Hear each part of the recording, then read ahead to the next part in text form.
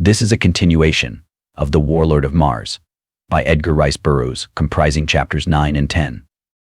With the Yellow Men. Thuvandine was not long in joining me in, though we found the hooked weapon a strange and savage thing with which to deal. The three of us soon dispatched the 5 black-bearded warriors who opposed us.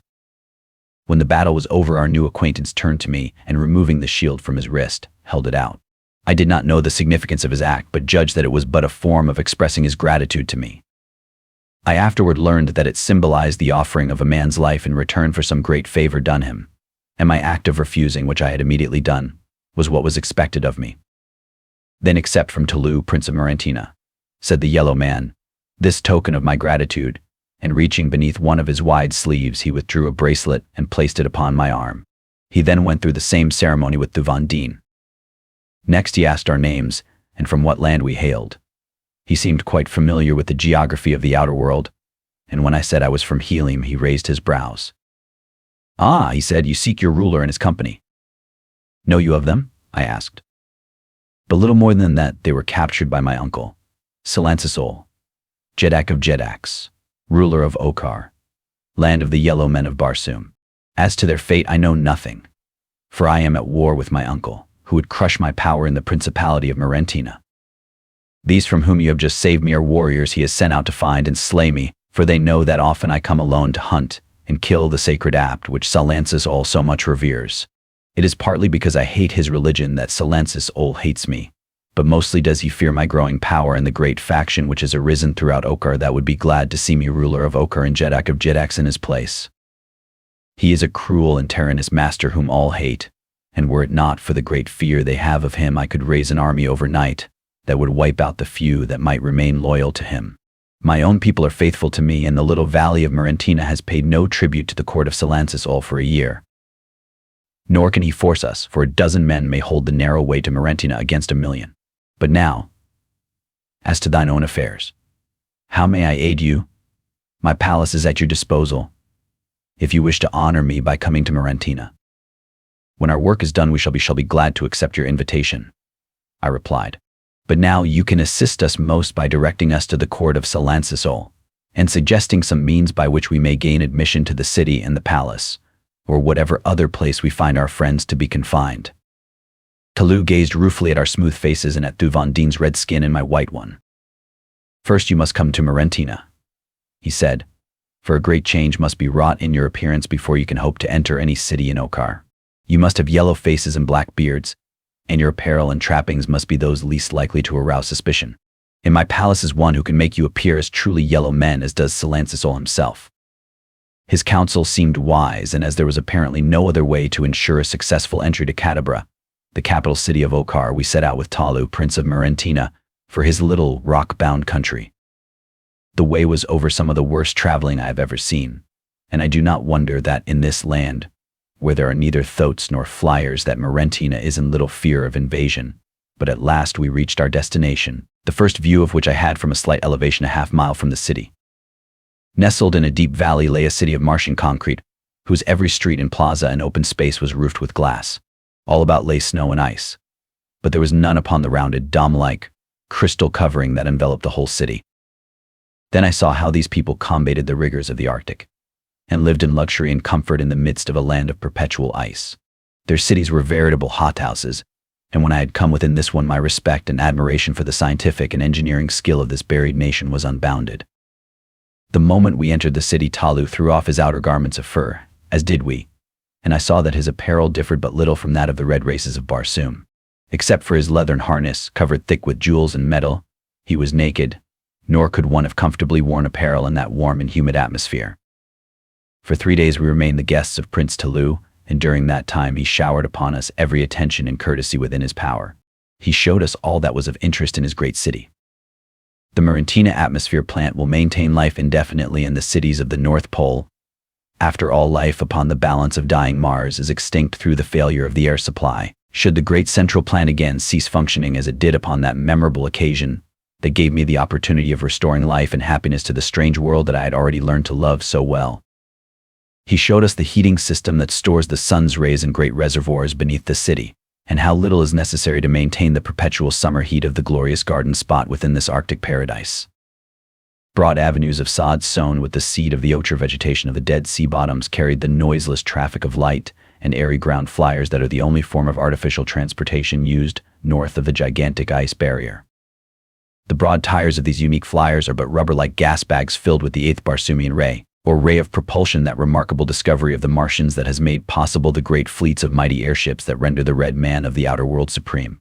It is this ray which propels the inherent or reflected light of the planet off into space, and when confined gives to the Martian craft their airy buoyancy.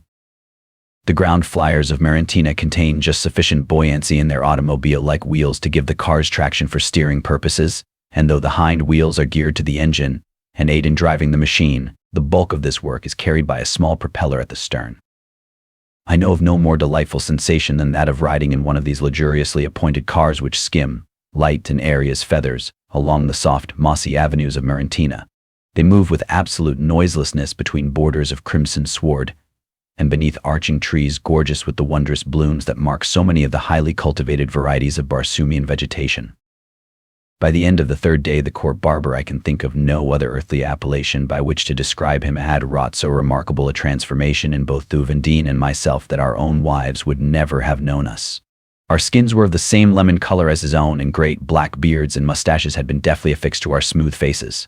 The trappings of warriors of Okar aided in the deception, and for where beyond the hothouse cities we each had suits of the black and yellow striped orluk.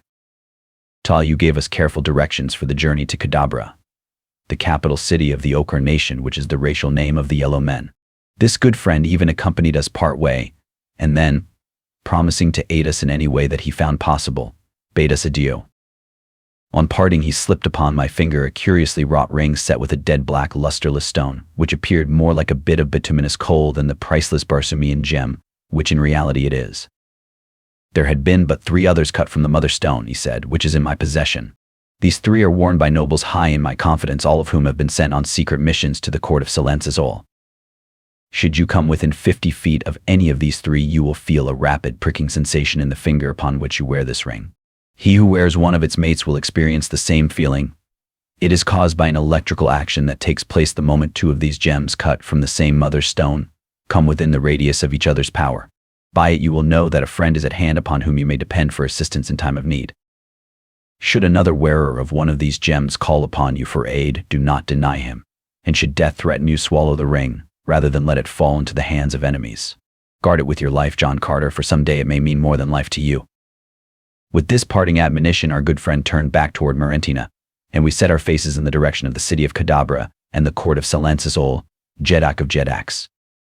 That very evening we came within sight of the walled and glass-roofed city of Kadabra.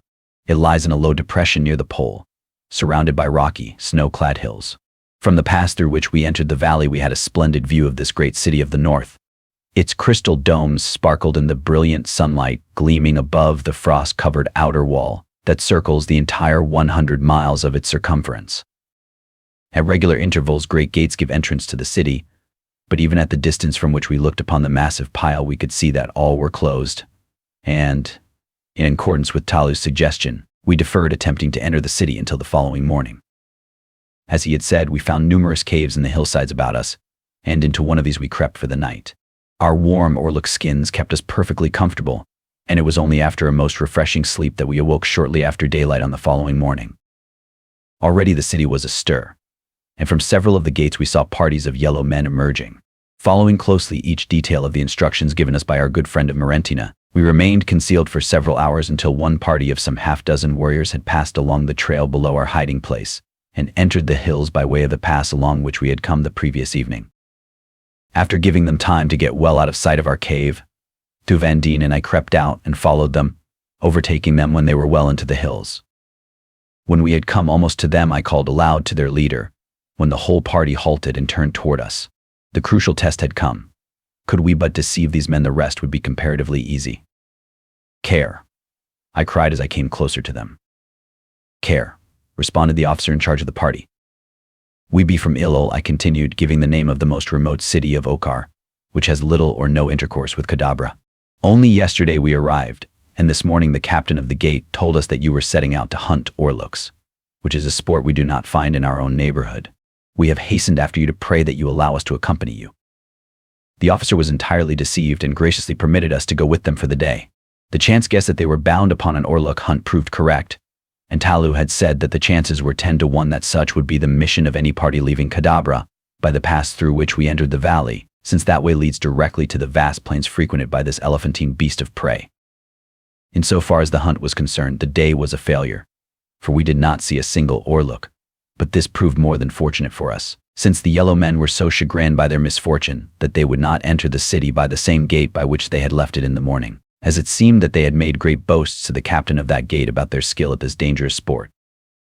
We, therefore, approached Kadabra at a point several miles from that at which the party had quitted in the morning, and so were relieved of the danger of embarrassing questions and explanations on the part of the gate captain, whom we had said had directed us to this particular hunting party. We had come quite close to the city when my attention was attracted toward a tall, black shaft that reared its head several hundred feet into the air from what appeared to be a tangled mass of junk, or wreckage, now partially snow-covered. I did not dare venture an inquiry for fear of arousing suspicion by evident ignorance of something which as a yellow man I should have known, but before we reached the city gate I was to learn the purpose of that grim shaft and the meaning of the mighty accumulation beneath it. We had come almost to the gate when one of the party called to his fellows, at the same time pointing toward the distant southern horizon. Following the direction he indicated, my eyes descried the hull of a large flyer approaching rapidly from above the crest of the encircling hills. Still other fools who would solve the mysteries of the Forbidden North, said the officer half to himself. Will they never cease their fatal curiosity? Let us hope not, answered one of the warriors, for then what should we do for slaves and sport? True, but what stupid beasts they are to continue to come to a region from whence none of them ever has returned. Let us tarry and watch the end of this one, suggested one of the men. The officer looked toward the city. The watch has seen him, he said. We may remain, for we may be needed. I looked toward the city and saw several hundred warriors issuing from the nearest gate. They moved leisurely, as though there were no need for haste, nor was there, as I was presently to learn. Then I turned my eyes once more toward the flyer. She was moving rapidly toward the city, and when she had come close enough I was surprised to see that her propellers were idle. Straight for that grim shaft she bore. At the last minute I saw the great blades move to reverse her, yet on she came as though drawn by some mighty, irresistible power. Intense excitement prevailed upon her deck, where men were running hither and thither, manning the guns and preparing to launch the small, one-man flyers, a fleet of which is part of the equipment of every Martian war vessel. Closer and closer to the black shaft the ship sped. In another instant she must strike, and then I saw the familiar signal flown that sends the lesser boats in a great flock from the deck of the mother ship. Instantly 100 tiny flyers rose from her deck, like a swarm of huge dragonflies, but scarcely were they clear of the battleship than the nose of each turned toward the shaft, and they, too, rushed on at frightful speed toward the same now seemingly inevitable end that menaced the larger vessel. A moment later the collision came. Men were hurled in every direction from the ship's deck, while she bent and crumpled took the last, long plunge to the scrap heap at the shaft's base. With her fell a shower of her own tiny flyers, for each of them had come in violent collision with the solid shaft. I noticed that the wrecked flyers scraped down the shaft's side, and that their fall was not as rapid as might have been expected, and then suddenly the secret of the shaft burst upon me, and with it an explanation of the cause that prevented a flyer that passed too far across the ice barrier ever returning. The shaft was a mighty magnet, and when once a vessel came within the radius of its powerful attraction for the aluminum steel that enters so largely into the construction of all Barsumian craft, no power on earth could prevent such an end as we had just witnessed. I afterward learned that the shaft rests directly over the magnetic pole of Mars, but whether this adds in any way to its incalculable power of attraction I do not know. I am a fighting man, not a scientist. Here, at last, was an explanation of the long absence of Tardos Mors and Mors Kajak. These valiant and intrepid warriors had dared the mysteries and dangers of the frozen north to search for Carthoris, whose long absence had bowed in grief the head of his beautiful mother, Dejah Thoris, Princess of Helium. The moment that the last of the flyers came to rest at the base of the shaft, the black-bearded, yellow warriors swarmed over the massive wreckage upon which they lay, making prisoners of those who were uninjured and occasionally dispatching with a sword thrust one of the wounded who seemed prone to resent their taunts and insults. A few of the uninjured red men battled bravely against their cruel foes, but for the most part they seemed too overwhelmed by the horror of the catastrophe that had befallen them to do more than submit supinely to the golden chains with which they were manacled. When the last of the prisoners had been confined, the party returned to the city, at the gate of which we met a pack of fierce gold-collared apts, each of which marched between two warriors, who held them with strong chains of the same metal as their collars. Just beyond the gate the attendants loosened the whole terrible herd, and as they bounded off toward the grim, black shaft I did not need to ask to know their mission. Had there not been those within the cruel city of Cadabra, who needed succor far worse than the poor unfortunate dead, and dying out there in the cold upon the bent, broken carcasses of 1,000 flyers, I could not have restrained my desire to hasten back and do battle with those horrid creatures that had been dispatched to rend and devour them. As it was, I could but follow the yellow warriors with bowed head and give thanks for the chance that had given to Vandine and me such easy ingress to the capital of Salancesol. Once within the gates we had no difficulty in eluding our friends of the morning, and presently found ourselves in a Martian hostelry. Endurance. The public houses of Barsoom I have found vary but little. There is no privacy for other than married couples. Men without their wives are escorted to a large chamber, the floor of which is usually of white marble or heavy glass kept scrupulously clean. Here are many small, raised platforms for the guests' sleeping silks and furs, and if he have none of his own clean, fresh ones are furnished at a nominal charge. Once a man's belongings have been deposited upon one of these platforms, he is a guest of the house, and that platform is owned until he leaves. No one will disturb or molest his belongings, as there are no thieves upon Mars. As assassination is the one thing to be feared, the proprietors of the hostelries furnish armed guards, who pace back and forth through the sleeping rooms day and night. The number of guards and gorgeousness of their trappings quite usually denote the status of the hotel. No meals are served in these houses, but generally a public eating place adjoins them. Baths are connected with the sleeping chambers, and each guest is required to bathe daily or depart from the hotel. Usually on a second or third floor there is a large sleeping room for single women guests, but its appointments do not vary materially from the chamber occupied by men. The guards who watch the women remain in the corridor outside the sleeping chamber, while female slaves pace back and forth among the sleepers within, ready to notify the warriors should their presence be required. I was surprised to note that all the guards with the hotel at which we stopped were red men, and on inquiring of one of them I learned that they were slaves purchased by the proprietors of the hotels from the government. The man whose post was past my sleeping platform had been commander of the navy of a great Martian nation, but fate had carried his flagship across the ice barrier within the radius of power of the magnetic shaft, and now for many tedious years he had been a slave of the yellow men.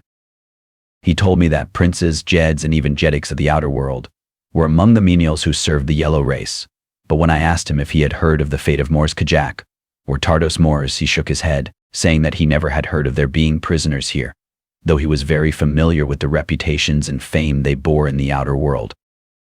Neither had he heard any rumor of the coming of the father of Thurns and the Black Dater of the Firstborn, but he hastened to explain that he knew little of what took place within the palace. I could see that he wondered not a little that a yellow man should be so inquisitive about certain red prisoners from beyond the ice barrier, and that I should be so ignorant of customs and conditions among my own race.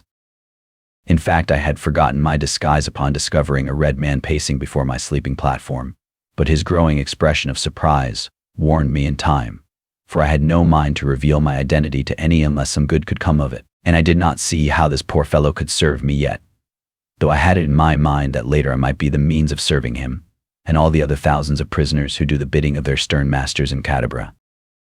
Thuvendine and I discussed our plans as we sat together among our sleeping silks and furs that night in the midst of the hundreds of yellow men who occupied the apartment with us. We spoke in low whispers, but as that is only what courtesy demands in a public sleeping place, we roused no suspicion.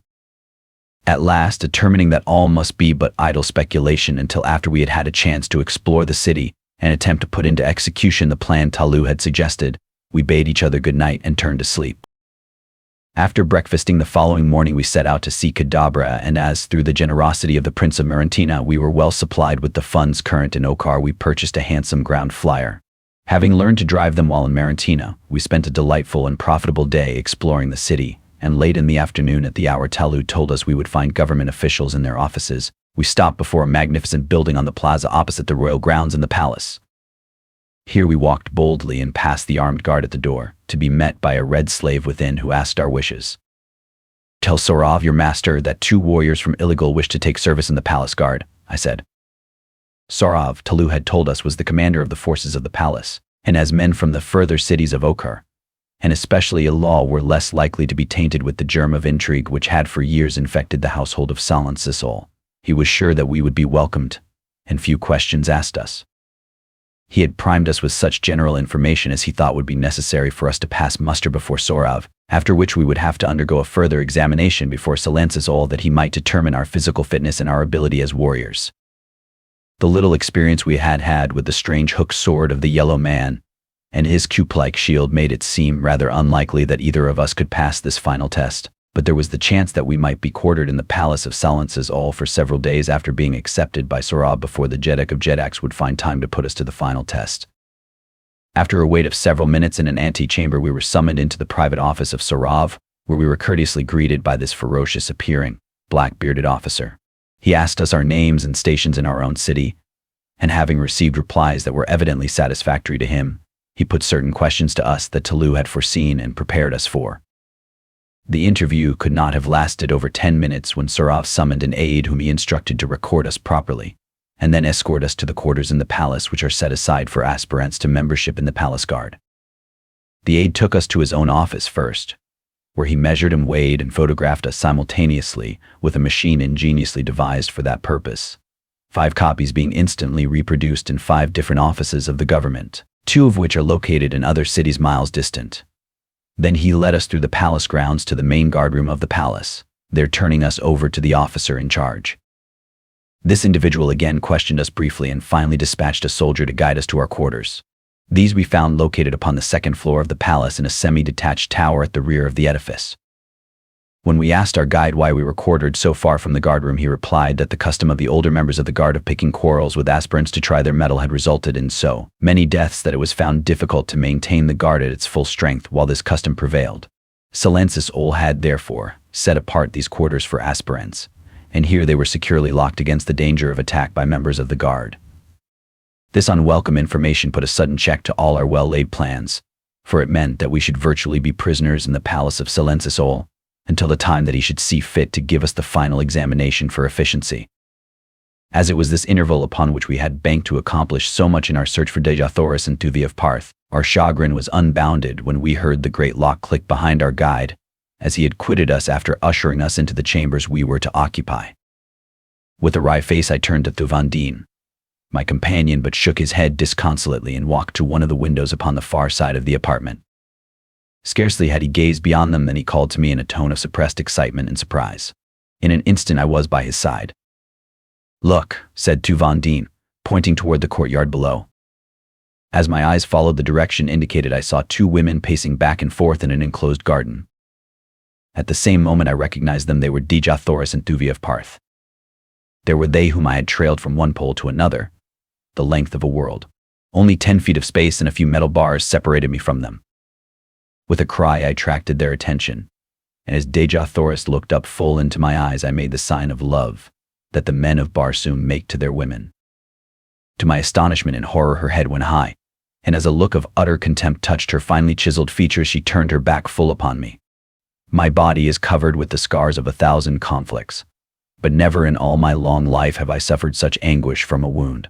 For this time the steel of a woman's look had entered my heart. With a groan I turned away and buried my face in my arms. I heard Thuvandine call aloud to Tuvia, but an instant later his exclamation of surprise betokened that he, too, had been repulsed by his own daughter. "They will not even listen," he cried to me. "They have put their hands over their ears and walked to the farther end of the garden.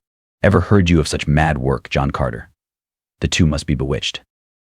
Presently I mustered the courage to return to the window, for even though she spurned me I loved her, and could not keep my eyes from feasting upon her divine face and figure.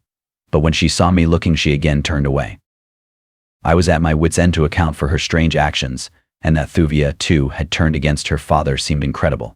Could it be that my incomparable princess still clung to the hideous faith from which I had rescued her world? Could it be that she looked upon me with loathing and contempt because I had returned from the Valley d'Or, or because I had desecrated the temples and persons of the Holy Therns? To naught else could I ascribe her strange deportment. Yet it seemed far from possible that such could be the case, for the love of Dejathoris for John Carter had been a great and wondrous love far above racial distinctions, creed, or religion. As I gazed ruefully at the back of her haughty, royal head, a gate at the opposite end of the garden opened and a man entered. As he did so he turned and slipped something into the hand of the yellow guardsman beyond the gate, nor was the distance too great that I might not see that money had passed between them. Instantly I knew that this newcomer had bribed his way within the garden. Then he turned in the direction of the two women, and I saw that he was none other than Thurid, the black dater of the firstborn. He approached quite close to them before he spoke, and as they turned at the sound of his voice I saw Dejah Thoris shrink from him. There was a nasty leer upon his face as he stepped close to her and spoke again. I could not hear his words, but her answer came clearly. "The granddaughter of Tardos Moors can always die," she said, "but she could never live at the price you name." Then I saw the black scoundrel go upon his knees beside her, fairly groveling in the dirt, pleading with her. Only part of what he said came to me, for though he was evidently laboring under the stress of passion and excitement, it was equally apparent that he did not dare raise his voice for fear of detection. "I would save you from Matai Shang," I heard him say. "You know the fate that awaits you at his hands. Would you not choose me rather than the other?" "I would choose neither," replied Dejah Thoris, "even were I free to choose, as you know well I am not." "You are free," he cried. "John Carter, Prince of Helium, is dead." "I know better than that, but even were he dead, and I must needs choose another mate, it should be a plant man, or a great white ape in preference to either Matai Shang, or you, Black Callet," she answered with a sneer of contempt. Of a sudden the vicious beast lost all control of himself. As with a vile oath, he leaped at the slender woman, gripping her tender throat in his brute clutch. Thuvia screamed and sprang to aid her fellow prisoner, and at the same instant I, too, went mad, and tearing at the bars that spanned my window I ripped them from their sockets as they had been but copper wire. Hurling myself through the aperture I reached the garden, but 100 feet from where the black was choking the life from my Dejah Thoris, and with a single great bound I was upon him. I spoke no word as I tore his defiling fingers from that beautiful throat, nor did I utter a sound as I hurled him 20 feet from me. Foaming with rage, Thurid regained his feet and charged me like a mad bull. "Yellow man," he shrieked, "you knew not upon whom you had laid your vile hands, but ere I am done with you, you will know well what it means to offend the person of a firstborn." Then he was upon me, reaching for my throat, and precisely as I had done that day in the courtyard of the Temple of Isis, I did here in the garden of the Palace of Silensisol. I ducked beneath his outstretched arms, and as he lunged past me I planted a terrific right upon the side of his jaw. Just as he had done upon that other occasion he did now. Like a top he spun round, his knees gave beneath him, and he crumpled to the ground at my feet. Then I heard a voice behind me. It was the deep voice of authority that marks the ruler of men, and when I turned to face the resplendent figure of a giant yellow man I did not need to ask to know that it was Silensisol. At his right stood Matai Shang, and behind them a score of guardsmen. "Who are you?" he cried, "and what means this intrusion within the precincts of the women's garden? I do not recall your face. How came you here?"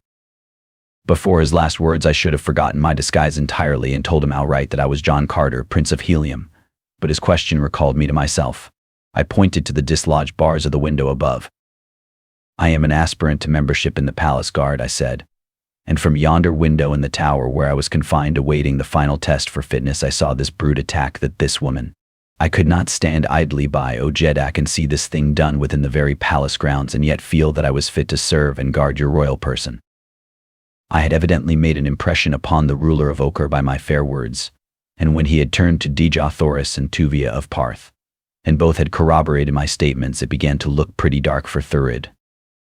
I saw the ugly gleam in Matai Shang's evil eyes as Dejah Thoris narrated all that had passed between Thurid and herself, and when she came to that part which dealt with my interference with the dater of the firstborn, her gratitude was quite apparent, though I could see by her eyes that something puzzled her strangely. I did not wonder at her attitude toward me while others were present, but that she should have denied me while she and Thuvia were the only occupants of the garden still cut me sorely.